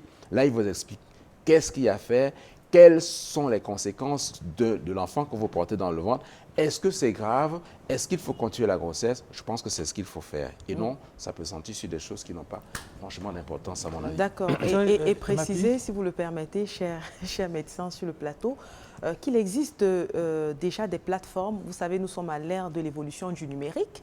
Il y a de nombreuses plateformes numériques aujourd'hui qui permettent aux femmes d'avoir un certain nombre d'informations. Exact. Et on recommande même d'ailleurs à ces femmes de commencer sur ces plateformes, d'avoir ces informations et de revenir rencontrer le médecin. On peut citer entre autres une application qui marche très bien, Grossesse Plus, qui d'ailleurs permet à de nombreuses femmes de connaître toutes les étapes de l'évolution de la grossesse, les maladies qui pourraient intervenir, ce qu'il faut faire quand on a tel ou tel autre symptôme. Donc, c'est des petites informations que vous pouvez à votre niveau déjà commencer à chercher. Et puis, quand vous arrivez chez votre médecin, vous avez suffisamment d'informations sur lesquelles lui poser des questions et sur lesquelles avoir des précisions. Oui, docteur Yemi, vous Alors, moi, je voulais te demander, j'ai ma soeur qui est au village, qui ne sait ni lire ni écrire. Comment est-ce qu'elle va faire? Parce que là, vous parlez beaucoup du numérique. Docteur Yemi, je l'ai dit tout à l'heure, il y a beaucoup de façons de se cultiver aujourd'hui. Je pense que dans le Cameroun, on a Internet partout. Et ça, cet Internet-là, il est quand même assez vulgarisé.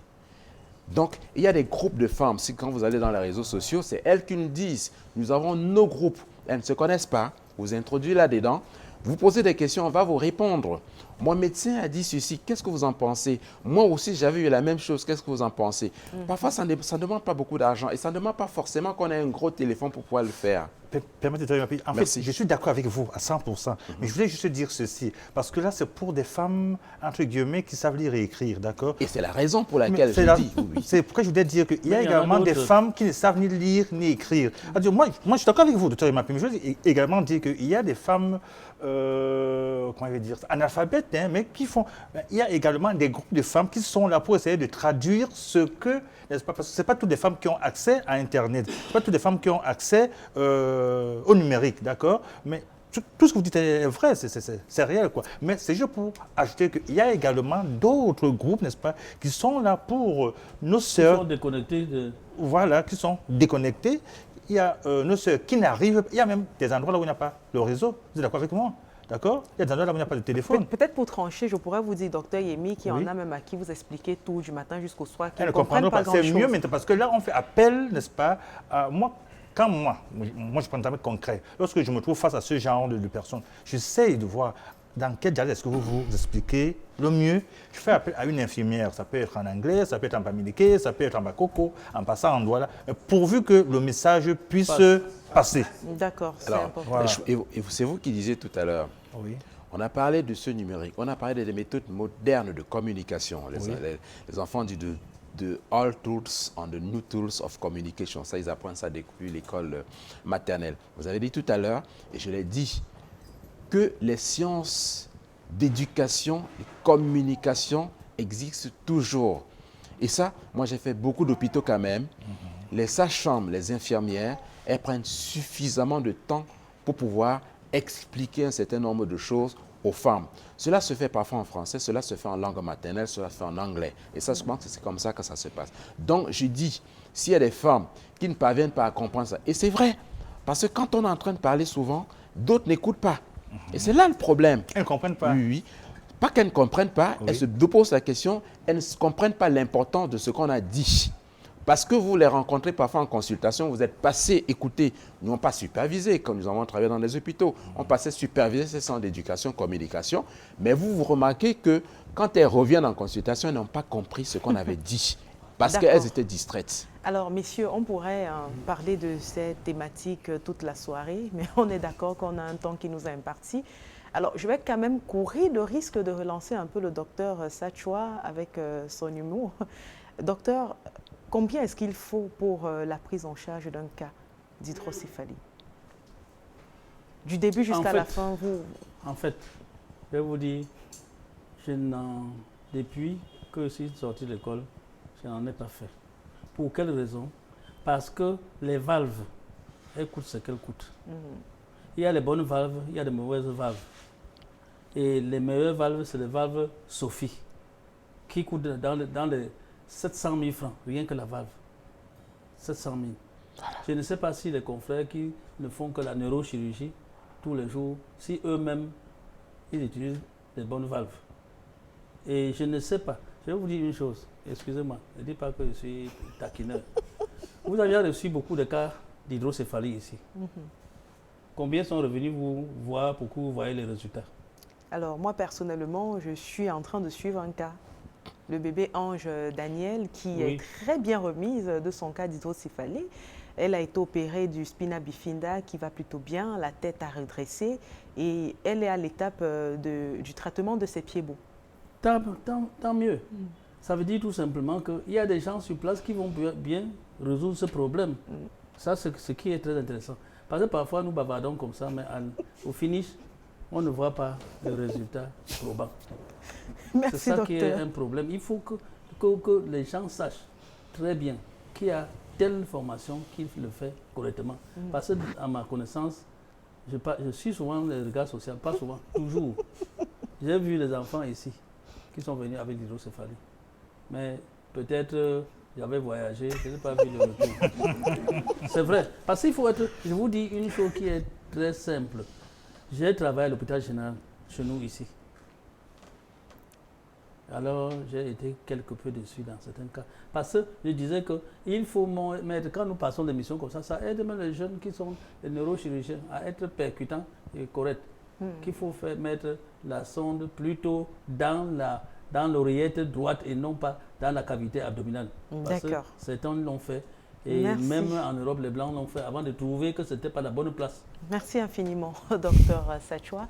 Merci également à vous, docteur Yemi, et au docteur Emapi, qui ont accepté de sacrifier, on va le dire, leur soirée, pour être présents avec nous sur le plateau de Regard Social. Nous espérons qu'avec ces échanges, vous avez bien pu cerner ce que c'est que cette maladie et compris également qu'elle ne s'attaque pas seulement aux enfants, mais également aux personnes du troisième âge. Nous espérons que vous avez toutes les informations nécessaires pour la prise en charge de cette maladie. Et nous nous dirigeons vers la fin de Regard Social. Et vous savez que vers la fin de cette émission, nous accueillons sur le plateau celle que je qualifie souvent de comptable de l'émission Regard Social, parce que c'est elle qui réceptionne vos contributions, c'est elle qui rencontre les médecins pour les traitements, c'est elle qui suit les patients pendant leur phase de traitement. Et c'est encore elle qui est sur ce plateau pour vous faire les états de vos diverses contributions. Nous accueillons Irène Tembe. Bonsoir, bienvenue. Bonsoir Kate. Vous êtes toute belle ce soir, Irène. Merci. Donc, aussi parce que j'apporte de très très bonnes nouvelles. Oui. Par rapport à nos deux cas que nous avons eus sur ce plateau ce soir. Avant d'entamer la lecture des différentes contributions que nous avons perçues, il est à noter que nous avons reçu deux cas, à savoir le bébé Miracle et le bébé Valdez. Nous avons récolté ce soir une somme de 356 300 francs CFA, repartie en deux. Dans le cadre de bébé Miracle, nous avons eu un montant de 224 850 francs CFA et les différents soldats de la solidarité qui ont bien voulu mettre la main à la pâte sont les suivants. Awowo, 500 francs, Goumela Ignace, 500 francs, Sylvanie Kedem, 2000 francs, Wilfried Thibault Dieban, 2500, André-Marie Bakop, 1500, Cyril Chamacho Yougan, 5000 francs, Florence Digwe Moissom, 7500, Chrétienne KRM, 10 000 francs, Arioste Afouekem Diogo, 5 000 francs, Pierre Fekwe, 2 000 francs, Bernadette Guedja épouse Ngokem, 500 francs, Vidaline Vanessa Goucho Zassi, 1000 francs, Derrick B. Frambo, 2500, Solange Claire Lewin épouse Touko, 1000 francs, Oscaline Ken Senou, 2 000 francs. Léonce Odilon, 2 mots, 3 000 francs. Richard Ghislain Pétiem Chichue, 500 francs. Nubisi Félicia, 2 000 francs. Ariane Mazongan Zeto, 10 500. Chuo Wantom, 1 500. Toumboué Moulom, 2 000 francs. Nicoré Chantal Normo, 1 000 francs. Laurette Anne Matkono Djoken, épouse Ngankam, 10 000 francs. Une bienfaitrice de Bafoussam, 5 000 francs. Dada Koudi Aïssatou, épouse Dom, 3 500. Martha Fedzouwondi, 2 000 francs. Dassi Choupé, 300 francs. Emmanuel Side, 1 000 francs. Agnès Akodom, 1 000 francs. Hilary Francis Gameni, 1 000 francs. Zaché Hubert Chiwa, 2 000 francs. Tokampeto, 7 500. Josiane Mbembo, 1 500. Mama Mefire, 100 francs. Judith Josiane Bapteke Kemleke, 10 500. Moningamba Bakop, 1000 francs. Prince Durel Atonfak Agedia, 500 francs. La famille Babo à CCC, 2000 francs. Raïssa Veki, 1300. Wansi 1500. Suzanne Tako, épouse Siep Chepin, 2500. Djumbi, 3000. Yves Amel Talakamdem, 2000. Yenge Baye Mecheline, 5000 francs. Rafia Touchouat, 2000 francs. Modestine Ebondi Ebene, 2000 francs. Jean Lité, 1500. Arnold Mungan Chengan, 500 francs. Laurence Abi Ama, 2000 francs. Mathilde Noubissi, 800 francs. Mathieu Tizema, 1500. Stéphine Siachia Kemeni Yemgwa, 700 francs. Elisabeth Bala, épouse Tchapi, 2500. Jeannette Kapche, 1000 francs. Fabien Kilongala, 5000. Sirius Fomeyo, 1000 francs. Jean-Christophe Siaka, 5000 francs. Florongo, 2000 francs. Berofo Tamoukon Aton, 550. Jean-Calvin Gimbous, 2000 francs. Lucas Tenje Akwan, 3000 francs. Clovis Fonou, 8000 francs. Charles Noupoyou Wani, 10 000 francs. Christelle Tanque, 2000 francs. Kum Eric Ambon, 500 francs. Mijenoïs Dylan Stwen, 1500. Niaoussi Ghislain Samé, 1500. Raïssa Fomena Bontenjoun, 2000 francs. Josiane Minko, 5 000 francs. Françoise Guissé, épouse Zanguet, 10 000 francs. Félicia Joël Noubissi, 2 000 francs. Tatambadan, 1 600. Elvige Sorel Mato, 1 000 francs. Tuente Nelly Laure, 10 000 francs. Oséane Di Butché, 3 000 francs. Mirabel Kenyé, 500 francs. Claudia Sandrine Nouyon Cheba, 5 000 francs. Pour le cas de bébé Miracle, nous avons un montant de 224 850 francs CFA. À la suite du bébé Miracle, nous avons également le bébé Valkès et les différentes contributions sont les suivantes. Christelle Mecha Fopiese, 500 francs. Ngachap, 1000 francs. Fabrice Arosiewe, 2500. Francis Chamaken Yumbi, 2500. Florence Ndingwe Moisson, 7500. Chrétienne KREM, 10 000 francs. Marie Clémata, 1500. Derine Biframbo, 2500. Simplice Sonendobe Ebwe, 1500. Djoukam Fotso, 4000. Félix Wokmasom, 5000. Pierre Fekwe, 2000. Noubissi Wakomari, 3000. Famille Antonio, 1000 francs. Paulin William Kamga, 1000 francs. Une bienfaitrice de Bafoussam, 5000. Christian Gilbert Choumi, 2000. Anicette Bosco Tala Chenjo, 1000 francs. Nadège Tchafa Guégan, 2000. Steve Roméon Dormont, 5000. Rita Eno, 3000. Jean-Christophe Siaka, 5000. Tokam Petou, 7500. Choutouan Watom, 1500. Josiane Bembo, 1500. Célestin Marine Jomo, 2000 francs. Moningamba Bakop, 1000 francs. Merlin Méli Noupaye, 1000 francs. Tiani Willy Eman, 2000. Brice Kembo Fomecho, 1000 francs. Suzanne Tabgo, épouse Sieb Chepin, 2500.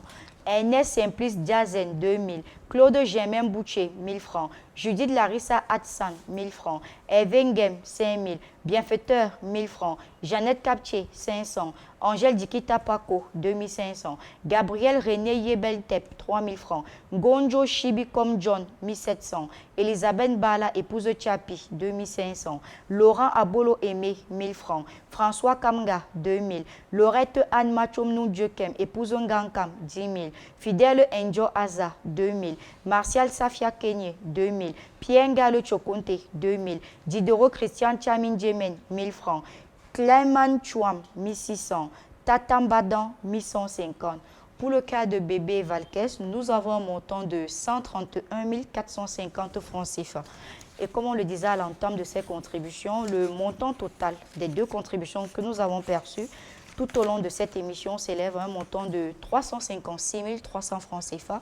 Nous disons déjà merci à ces soldats de la solidarité qui ont contribué via les numéros de téléphone qui s'affichent au bas de votre petit écran, à savoir le 690 50 50 94 ou le 675 35 25 16. Et bien vouloir préciser par message votre nom, le cas social pour lequel vous contribuez, ainsi que le nom que vous souhaitez que nous puissions annoncer sur ces antennes. Merci infiniment à vous, Irène Tembe. Avec vous, on met donc un terme à cette émission. Merci à vous également, mesdames et messieurs, d'avoir veillé avec nous sur ce programme pour essayer de mettre la lumière sur cette maladie et faire des contributions pour les malades qui ont donc été présents sur le plateau.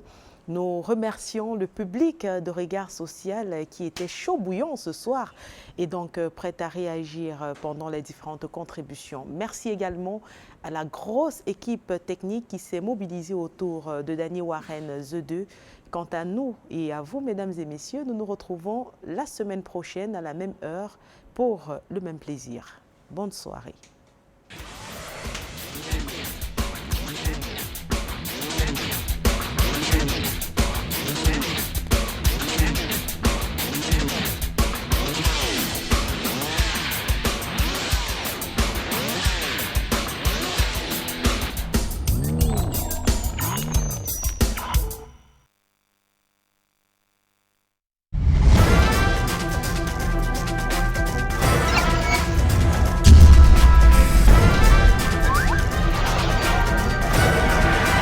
Equinox Télévision, au-delà de l'image, nous rendons compte.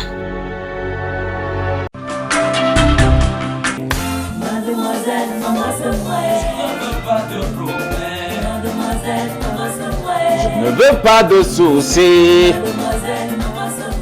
ne veux pas de problème.